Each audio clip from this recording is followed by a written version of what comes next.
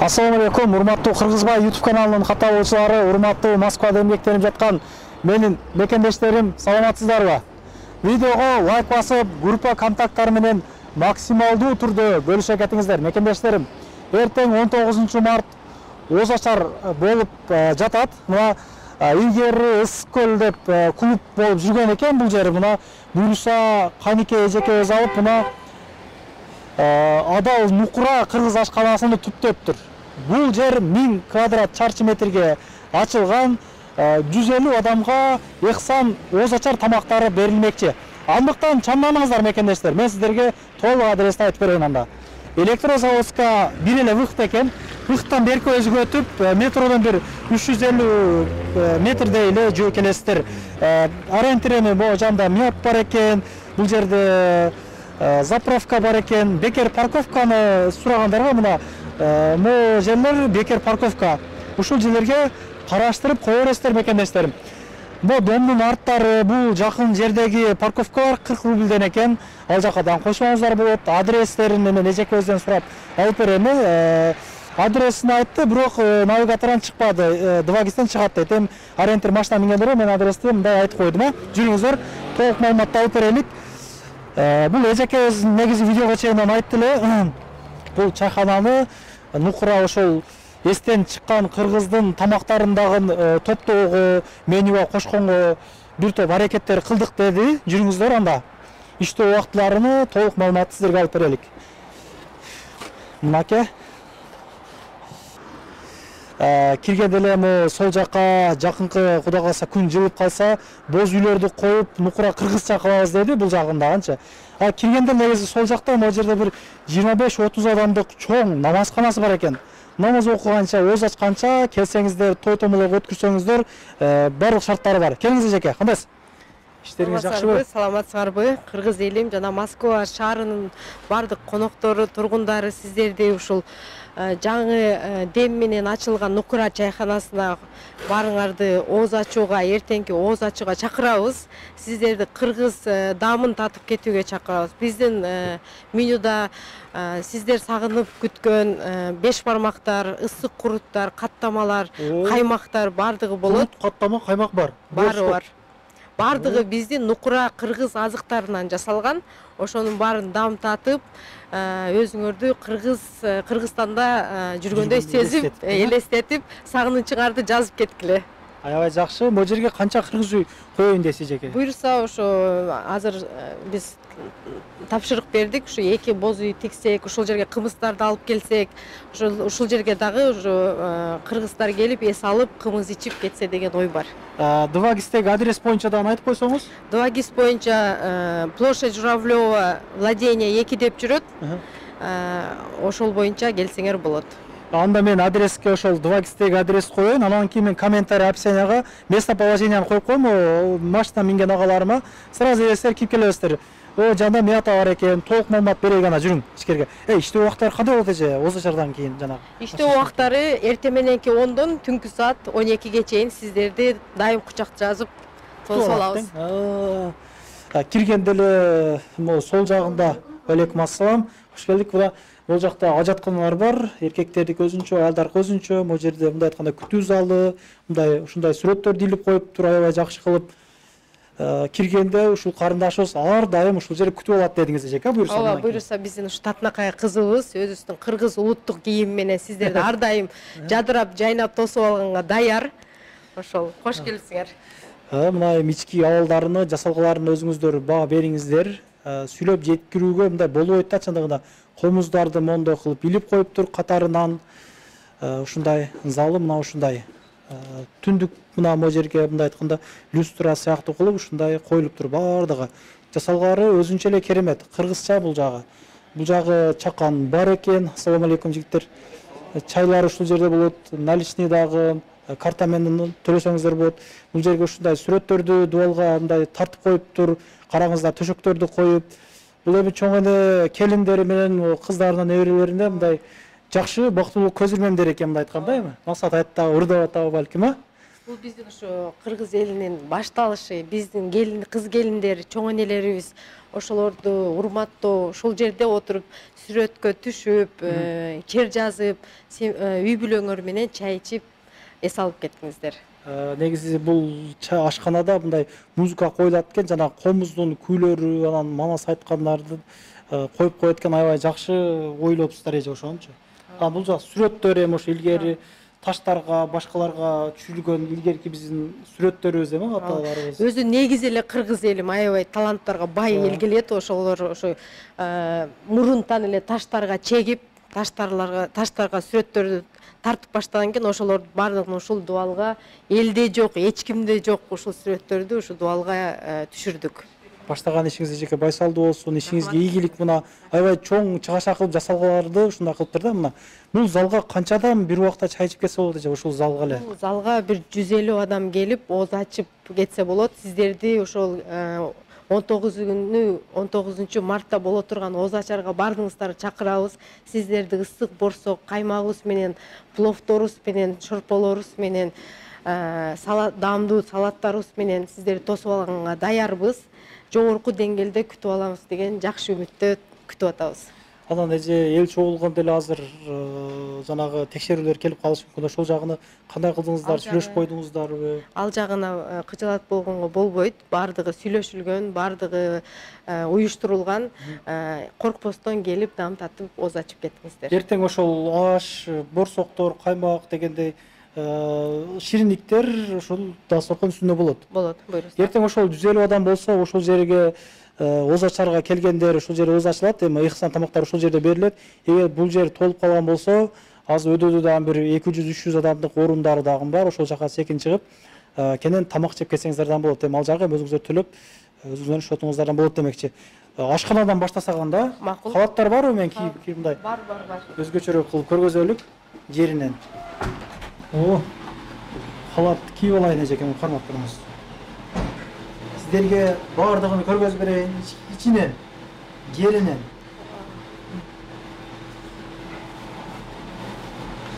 Ушу ашкана тартканда эле өзү негизи халаты жок тартасың дейт. Негизи мен ичкериге деле көп учурда кирбеймин мекендештер. Мына бул жак ошол идиш аяк жуучу жери, котломойка.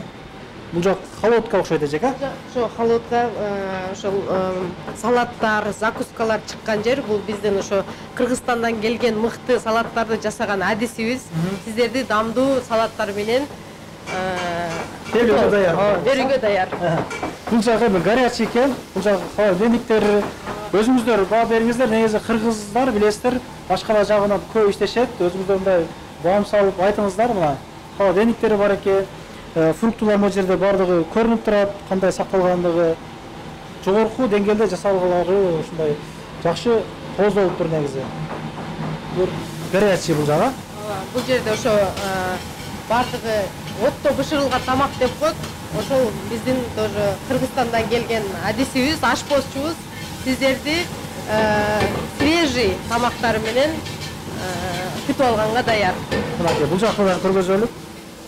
Бул жакта өзүнчө печкалары бар экен, пиццалар бар дейсиз да? Ооба, пиццалар бар, самсылары бар, токоштор бар. Бардыгы даамдуу, бардыгы ысык. Сиздер келгенде жасап беребиз. Мынаке, бул жактан көргөзүп койсок болобу? Ассалому алейкум. Иликтер кандайсыздар? Иштер болуп атабы?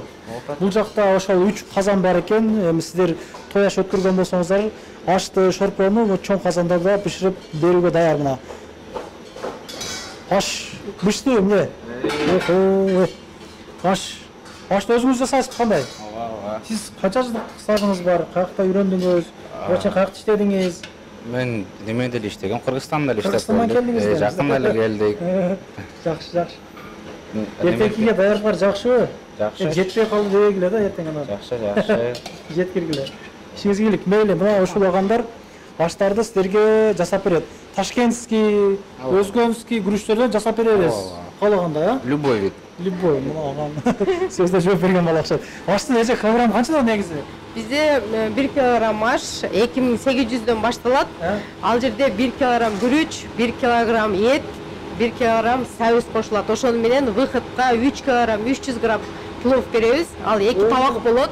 2 табакка 8 адам жакшылап курсагын тойгузуп кетсе 3 килограмм болуп кетип ошондо 1 килограмм кошкондо выходко келгенде 3 килограмм болот. 2800 2800ге 3 килограмм 300 грамм плов сатып аласыздар. мына Сабоевадан алып келсеңиздер болот. Үйгө эртең мененки оз жабарлыкка да жесеңиздер болот экен.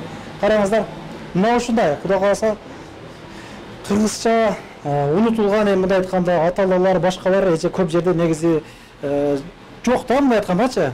Келип ушул жактан куруттарды дегенде, курут ичип, кетсе болот экен, мынакей. Мына ушундай дизайнда жасалыптыр. Эми сырттагы домиктерди көргөзөлүк эже, өзгөчө экен ошонусу. Жоро жолдош менен чакан семени дагы бир 5-10 адам болуп келсеңиздер, бул жактан аш-баш жеп, отуруп келсеңиздер болот экен. Бул жак өзгөчө. Караңыздар, бул жак эми сыртта эле эми кыргызча вариант сыяктуу, дачадагы ушундай домиктер сыяктуу ушундай 5 домиги бар экен, тапчаны сыяктуу. Не деп коелдук эже буну? Не деп айтасыңар эми силер? Кабинкалар дейт ошо.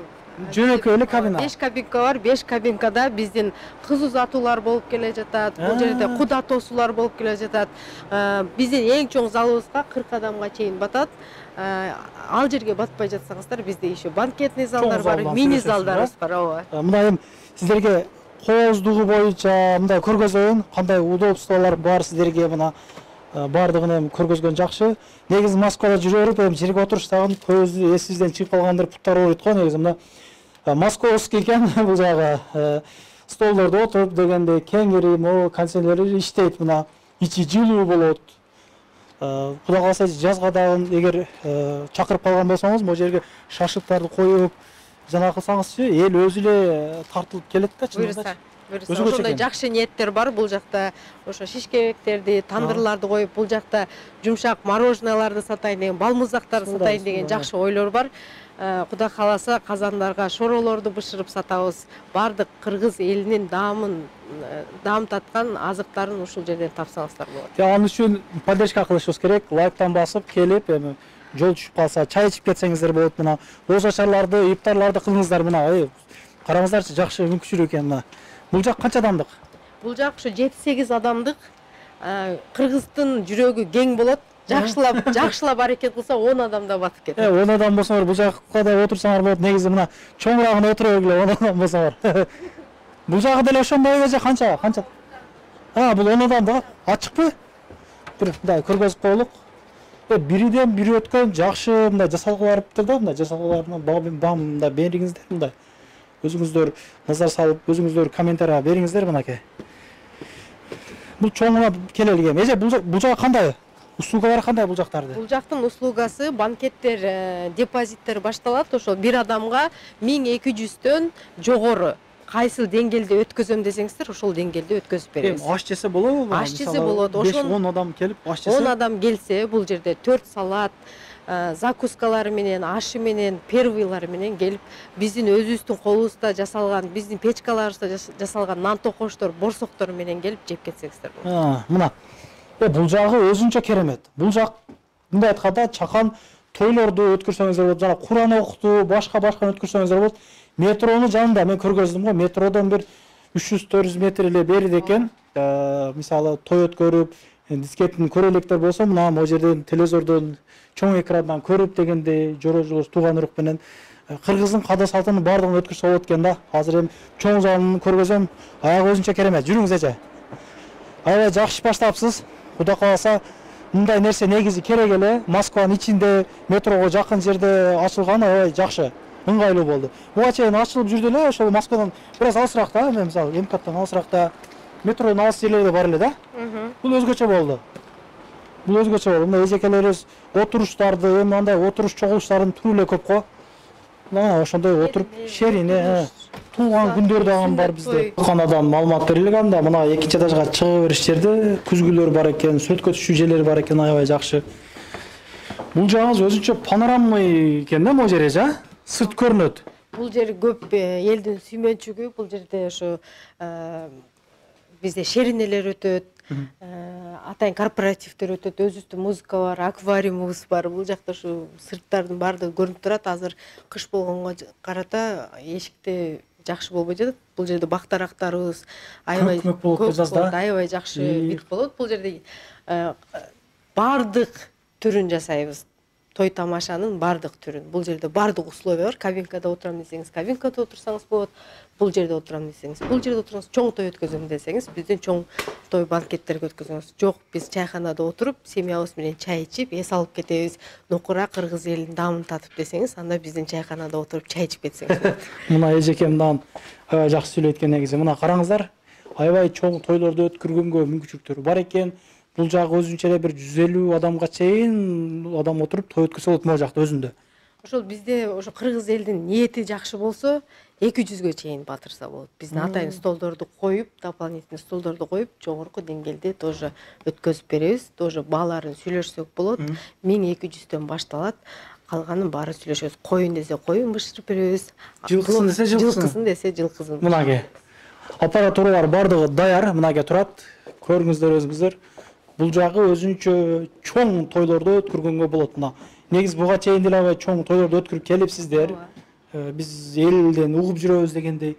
Бул жака чыгуучу өзүнүн да жолу бар экен да. Көчөдөн атайын келгенге болот. Конок күтүп, ошол жерде чогулганга чейин жайларыбыз бар. Атайын өздөрүнүн күтүү залы бар, күтүү залы бар, өздөрүнүн ажатканалары бар. Ошол бул жак кошулбайт экен, мындай айтканда өзүнчө. Бул жакта бул эшик полный жабылып, бул тойкана өз алдынча иштеп берет да, эч аралашпастан. Значит, эже бир учурда эки тойкананы тойду өткөрсө болот. Бул жакта өзүнчө бир той. Бул жакта өзүнчө башка той. Аппаратуралар бар, өзүнүн тамадалары бар бул жакта. Баарын сүйлөшүп, келишсек болот. Келин күйөөнү могу жака отургузуп, бул жерде ызы чууну кылып дегендей. Жакшылыктар боло берсин, чындыгында. Эже могу жакты көргөзөлгөм, жүрүң. Бул жагы өзүнчө керемет экен да, негизичи. Могу жакта дагы өзүнчө бир 10 адамдык отурушчу жерлер бар экен. Мына чогулуштар көбүнесе бул жерде өтүп келет экен. Мен негизи биринчи жолу келдим. Чындыгында өзгөчө экен бул жерчи. Жасалгалардан аябай көп тыйын кетти дедиңиз, нарактардачы. Буюрса ошо кыргыз элин бизди баары колдоп турса эле, бул жакта да кыргызча кылганга ниеттерибиз бар, пландарыбыз бар. Анын баары сиздердин колдооңуздарда. Ишиңиздерге ийгилик эжеке. Анда эртең 19 март 2024 жыл Озочарда ошол жерде көрүшкөнчө анда буюрса эртең дамылда келет бул жерде Кур'ан окутуп какабышына мындай айтканда ыхсан катары дуалар берилет. Келиңиздер анда мекендештерим, ошол 150 адамдан көп адам келсе бул жакта отуруп чай ичип кетсеңиздер болот. Негизи көп адам тосууга шарт кандай негизи мындай жакшы эле телей аласыздарбы, мисалы ошо 150 адамдан сырткары адамдар? Аябай даярдык көрүп атабыз, өзүбүз да толкунданып турабыз. Элдин баарын күтүп алсак, ошолордун батасын алсак, ошолор бизге ыраазы болуп кетсе деген эле үмүт менен жакшы ниетте болуп турабыз. Каналга катталыңыздар. Мекендештер Кыргызбай YouTube каналы. Кудай кааласа кайсы жака барып алып, кимдин нерсесин, бир нерсесин тартпайлык, сүйлөшүп, арзандатууларды уюштуруп, ушундай нерселерди уюштуруп тартып жүрөбүз. Андыктан канал Кыргызбай YouTube каналына катталып, группалар менен бөлүшүп, жакшы каалоо тилек жаза кетиңиздер. Эжеке өзүнүн ою аябай жакшы экен, өзүңүздөр уктуңуздар. Буюрса эртең Озочардан көрүшкөнчө ассаламу алейкум. Анан дагы мекендештер кимдир бирөөлөрдө кирди чыкты маселелери болуп, ишеничтүү адамдарды таппай жаткан болсоңуздар, мен ушул жерге сүйүнагамдын номерлерин коюп койгонмун. До конца айдайт, келгенден кийин 3 айга коюп берет, чыкпай туруп, чорныйдан, базадан текшерип берет. Ушул окшогон 7 орундуу Альфард Сианалар менен чыгып келесиздер. Сүйүн кирди чыкты ушул жерге коюп койдум.